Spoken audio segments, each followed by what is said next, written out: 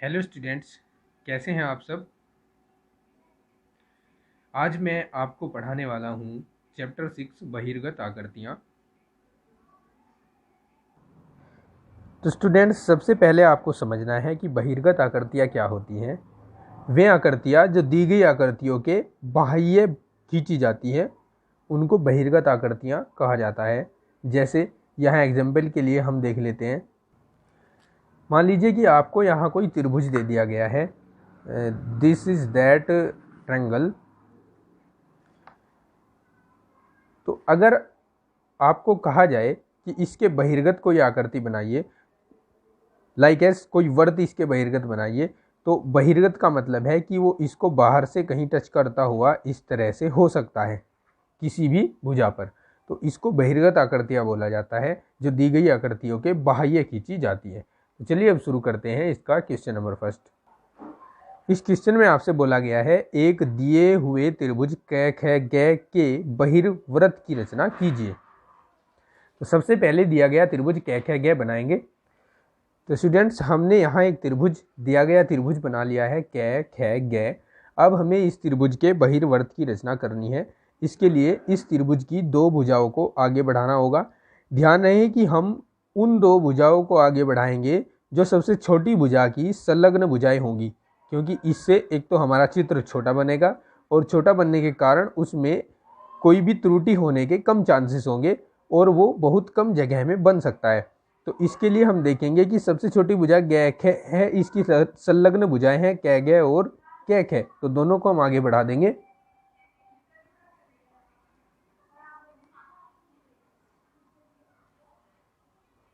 तो ये हम दोनों भुजाओं को आगे बढ़ा चुके हैं। आगे बढ़ाने के बाद इसका नाम हम रेखा मैं और इसका नाम रेखा न रख देंगे। अब देखिए, यहाँ हमें दो कोण प्राप्त हुए हैं, एक तो न ग ख और एक ग ख मैं। दोनों के समद्वि भाजन हमें करने हैं। समद्वि भाजन में हम करना अच्छी तरह से जानते हैं, तो चलिए कर लेते हैं।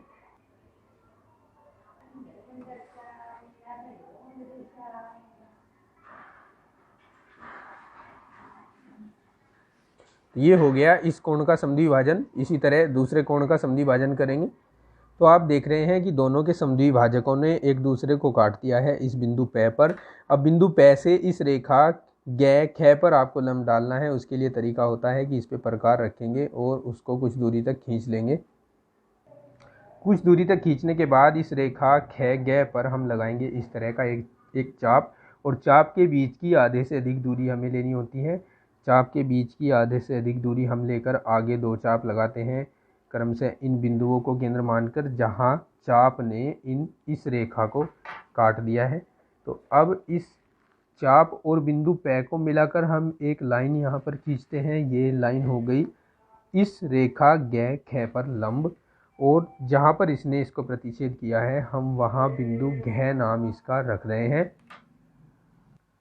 और अब आपको बिंदु P को केंद्र मानना है और घ तक की त्रिज्या लेनी है। घ तक त्रिज्या लेकर आप जो वर्त खींचेंगे वो इसका अभीष्ट बहिर्वर्त होगा। तो it is the construction of this question.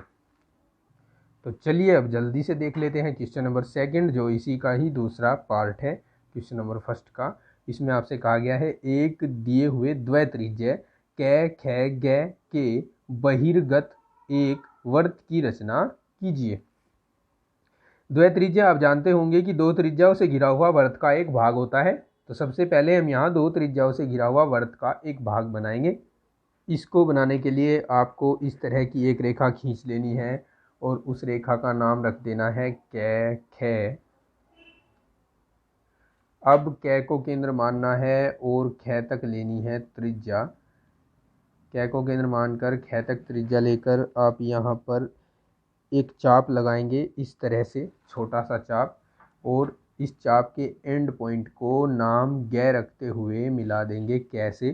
तो ये बन जाएगा दिया हुआ द्वैत्रिज्य। अब इस द्वैत्रिज्य के बहिर्गत वर्त की रचना हमें करनी है। सबसे पहले इसके लिए हमें क्या करना है वो देखिए। सबसे पहले इसके लिए हमें इस कोण क का समद्विभाजन करना है। तो चलिए कर लेते हैं कोण क का समद्विभाजन। अब इस चाप और इस बिंदु कै को मिलाते हुए हम आगे बढ़ा देंगे।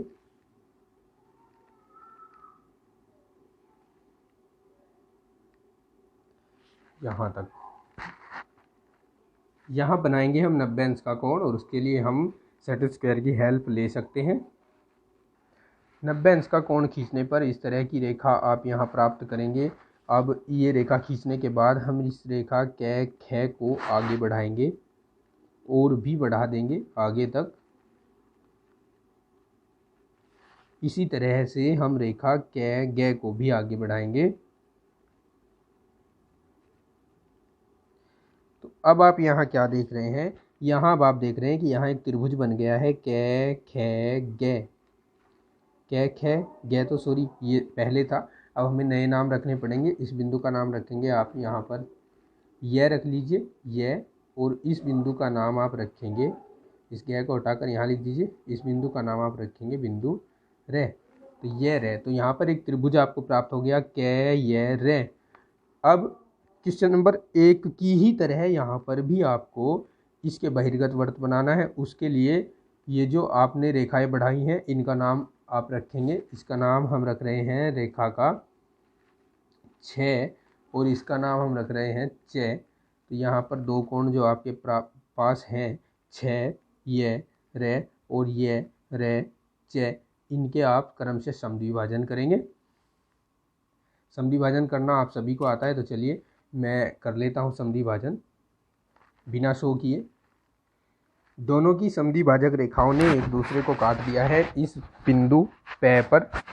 अब बिंदु पै से इस रेखा ये रे पर आपको लंब डालना है। लंब डालने के लिए आप फिर से सेट स्क्वायर का सहारा ले सकते हैं। सेट स्क्वायर को आप समांतर रखेंगे यहाँ पर इस रेखा ये रे के समांतर, और इसकी दूसरी साइड को हम गुजारेंगे बिंदु पै से होते हुए। अब यहाँ पर आप इस दूसरी साइड के सहारे एक लाइन खींच देंगे, ये हो जाएगा लंब, और इसका नाम आप पहले की ही तरह बिंदु घ रख देंगे।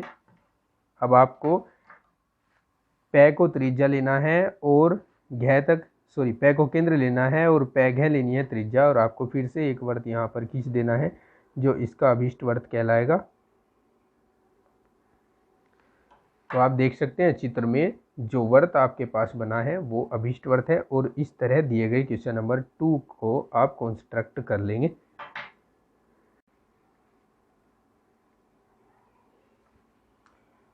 अब देख लेते हैं क्वेश्चन नंबर 3। इसमें आपसे कहा गया है दी हुई त्रिज्या वाले एक वृत्त के बहिर्गत 6 समान वृत्तों की रचना कीजिए। देखिए क्वेश्चन थोड़ा सा इजी नहीं है, लेकिन हार्ड भी हम इसको कह नहीं सकते, बस थोड़ा सा कंसंट्रेशन आपको करना पड़ेगा अपने माइंड का इस क्वेश्चन के ऊपर। तो चलिए इसका कंस्ट्रक्शन करते हैं। सबसे पहले हम दिया गया वृत्त खींचते हैं।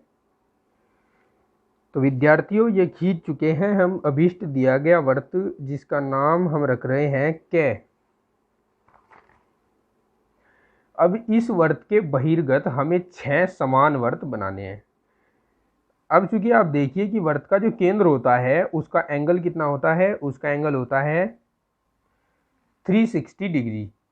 अब 360 को आपको 6 बराबर भागों में बांटना है, तो यहाँ इसको 6 से आप भाग कर देंगे, 6 छंग 36 और 0 का 0, यानी एक कोण आपको 60 डिग्री का मिलेगा।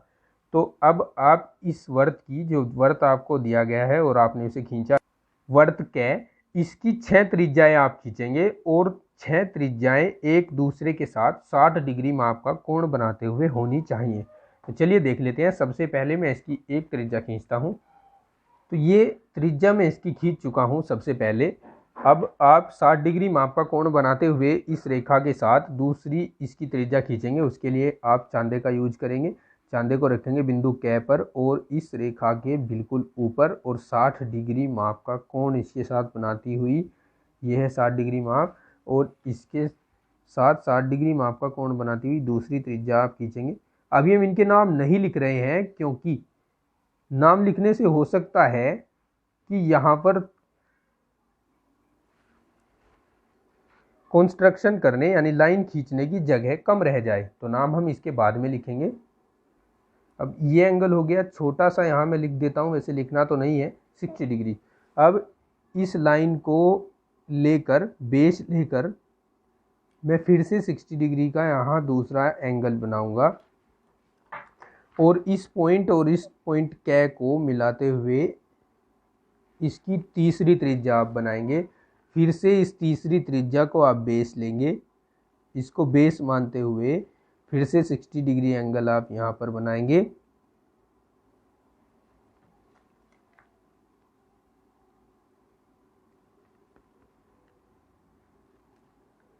तो ये इसकी चौथी त्रिज्या हो जाएगी।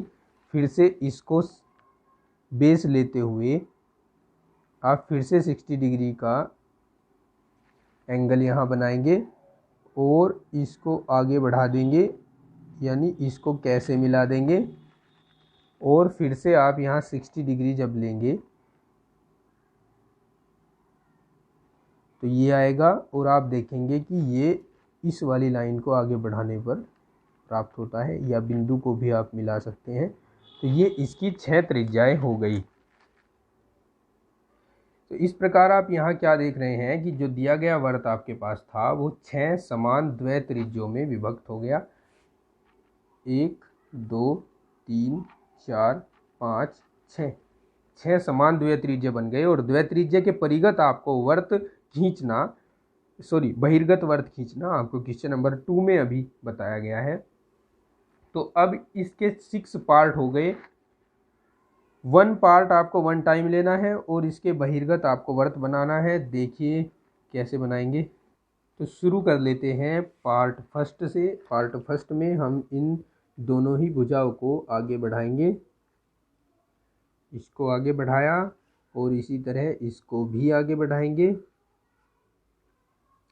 उसके बाद जैसे क्वेश्चन नंबर सेकंड में हम करते थे, क्वेश्चन नंबर सेकंड में हम इस दिए गए कोण कै का, ये जो यहाँ कोण है, इसका समद्विभाजन करते थे, उसी प्रकार से इसका समद्विभाजन यहाँ पर हम करेंगे। अब इसका समद्विभाजन हम प्रकार की सहायता से न करके मैथमेटिकली करेंगे, क्योंकि हमने ये एंगल 60 डिग्री का बनाया है और 60 का आधा होता है 30। तो यहाँ हम फिर से चांदा रखेंगे। चांदा रखने के बाद हम यहाँ से 30 काउंट करेंगे। ये हो गया 30 डिग्री और 30 काउंट करते हुए हम इस बिंदु को मिलाते हुए आगे बढ़ा देंगे। अब ये जो बिंदु हमें प्राप्त हुआ है यहाँ, इस बिंदु पर हमें 90 अंश का कोण बनाना है। तो 90 अंश का कोण बनाने के लिए हम अब की बार चांदे का यूज कर रहे हैं। ये हो गया 90 डिग्री यहाँ पर, और इस बिंदु और इस बिंदु दोनों को मिलाते हुए हम यहाँ एक लाइन खींच देंगे। तो हम प्राप्त करेंगे कि यहाँ ये पहले द्वैत्रिज्य जो था अब एक त्रिभुज में कन्वर्ट हो गया है। अब हमें इन दोनों कोणों का समद्विभाजन करने की कोई आवश्यकता नहीं है। दोनों में से किसी एक कोण का समद्विभाजन हम करेंगे। तो इस कोण का समद्विभाजन कर लेते हैं। देखिए बच्चों, इसका समद्विभाजन भी अब की बार हम मैथमेटिकली कर रहे हैं, क्योंकि हमने ये मापा है और मापने के बाद हम देख रहे हैं इसकी माप जो है 120 डिग्री है, यानी 120, और 120 का आधा होता है 60 डिग्री। तो 60 डिग्री का कोण यहाँ पर होगा। यहाँ आप एक बिंदु लगा देंगे और इस बिंदु को यहाँ इस कोण के शीर्ष से मिला देंगे। अब आप देख रहे हैं कि समद्विभाजक और इस कोण के समद्विभाजक दोनों ने एक दूसरे को यहाँ काट दिया है। इस बिंदु का नाम आप पॉइंट 1 इसको कहकर छोड़ देंगे। पॉइंट 1 आ गया। अब पॉइंट 1 को केंद्र मानकर देखिए, अब बारी आती है कि इसको हम नंबरिंग करते हुए जाएं या फिर कोई नाम रखते हुए जाएं। इसका नाम आप रख लीजिए ए। पॉइंट 1 एज सेंटर एंड 1 से लेकर ए तक रेडियस, और यहाँ पर आपको खींच देना है पहला बहिर्गत अभीष्ट वृत्त।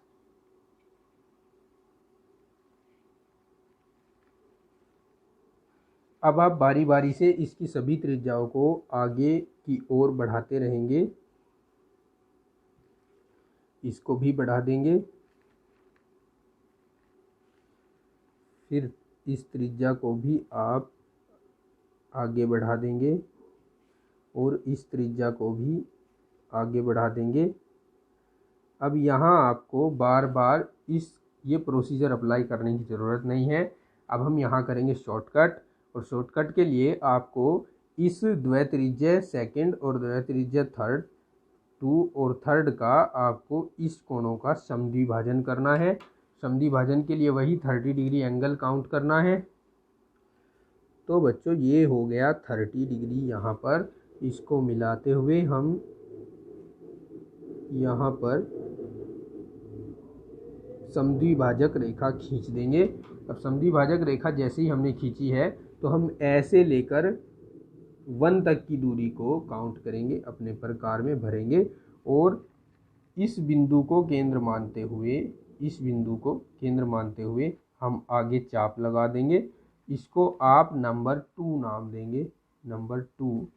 अब इसी तरह हमें यहाँ इस थर्ड एंगल का बाइसेक्शन करना है। बाइसेक्शन करने के लिए हम देखेंगे कि यहाँ पर ये ऊपर वाला हम काउंट कर रहे हैं अब की बार, तो ऊपर वाला है 30। तो यहाँ एक पॉइंट आपने लगाया और इसके बाद इस पॉइंट को कैसे मिलाया। अब आपने अपने प्रकार में जो डिस्टेंस भर रखी है उसी डिस्टेंस से इस बिंदु को केंद्र मान लेंगे और यहाँ चाप लगाकर इसको नंबर देंगे 3। अब बच्चों बारी बारी से आपको इस 2 नंबर वाली लाइन को पीछे लाना है और फिर से वही काम करना है। जो डिस्टेंस आपने भर रखी है यहाँ रखना है इस बिंदु पर और चाप लगाना है। फिर आपको इस 3 नंबर को पीछे लाना है। 3 नंबर को पीछे लाकर वही डिस्टेंस जो आपने अपने प्रकार में ले रखी है यहाँ रखना है, चाप लगाना है। उसके बाद 1 नंबर वाली लाइन को आगे ले जाना है। 1 नंबर वाली लाइन को आगे ले जाकर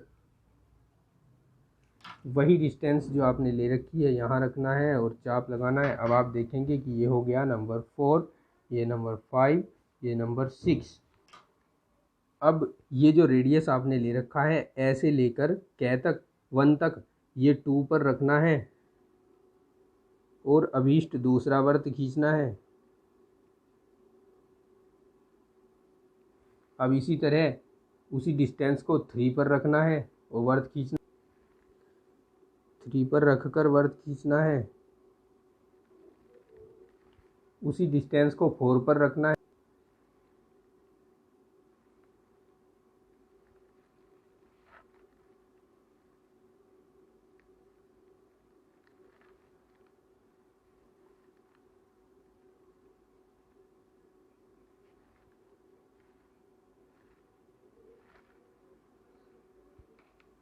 वो वृत्त खींचना है। तो इस तरह से आप ये फिगर देख सकते हैं।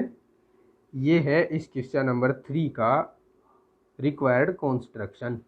इसमें हम 6 वृत्त बना चुके हैं जो इस वृत्त के बहिर्गत हैं और एक दूसरे को टच करते हैं और एक समान भी हैं। तो इस तरह आप इस क्वेश्चन का कंस्ट्रक्शन करेंगे और इसी क्वेश्चन के साथ ये चैप्टर नंबर 5 होता है कंप्लीट। चैप्टर नंबर 6 होता है कंप्लीट। थैंक्स।